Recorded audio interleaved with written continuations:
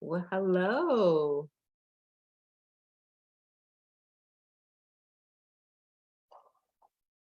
I'm excited to be here again today as we pray. I see my friend Ziva is on today.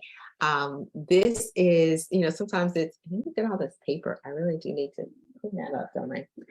Well, that just tells you that I'm working. All right, our focus today, I'm praying. We're going to be in Genesis, the 45th chapter, the entire 45th chapter. This is day 43, and I'm excited as we continue to pray. In the 45th chapter, Joseph is going to be explaining to his brothers the fact that, yes, you kind of meant it for evil. This is before he says it in the 50th chapter. But he says, look, God sent me here to preserve life. He says, and that's in verse 5. He says, God also sent me ahead of you in verse 7 to establish you as a remnant within the land and to keep you alive like great deliverance. Therefore, it was not you who sent me, but God. And then lastly, what I want to talk about today is the fact that, and you go all the way over to verse 27 at the end, it says also, he said, the spirit of your father Jacob is going to be revived. So today our focus is going to be on God sending us to preserve life. Whenever we have that opportunity to make sure that someone is healthy, someone is good, someone has the food that they need, someone has, the essentials of life to sustain their life, preserve their life, which also is going to include the glorious word of the gospel. It truly is going to preserve their life. I tell you, we look so much healthier and so much younger because of what God does for us. But we're also sent to establish others. It's not a competition here. We're all about making an influence for the kingdom and an impact for the kingdom. And that means that I can support you as you support me. And it's not that we're in a competition one with the other. We're all uniquely designed by God, and he knows exactly the people that he wants to hear our voices. And then to revive your spirit, to revive spirits of others. So that's what we're praying for today. Yes, and I'm overwhelmed with some of the great people that I have been meeting. So let's go ahead and bow and pray for each and every one.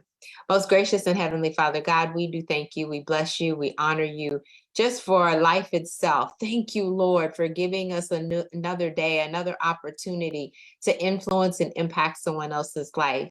Help us to be reminded today that we are someone's reason to smile. And the way people make us feel, or the way we make others feel, is so important.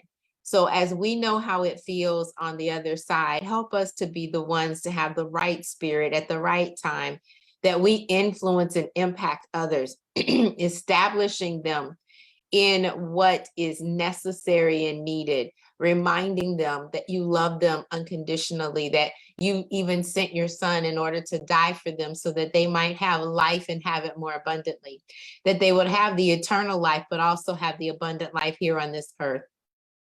Lord, we're so grateful that you have given us life, that we want to also give life to others, for those that are in desperate need, for children that don't have, for children that are orphaned, for those ministries that are out there supporting the orphans and supporting the feeding of the homeless and the feeding of those that are in need because they don't have.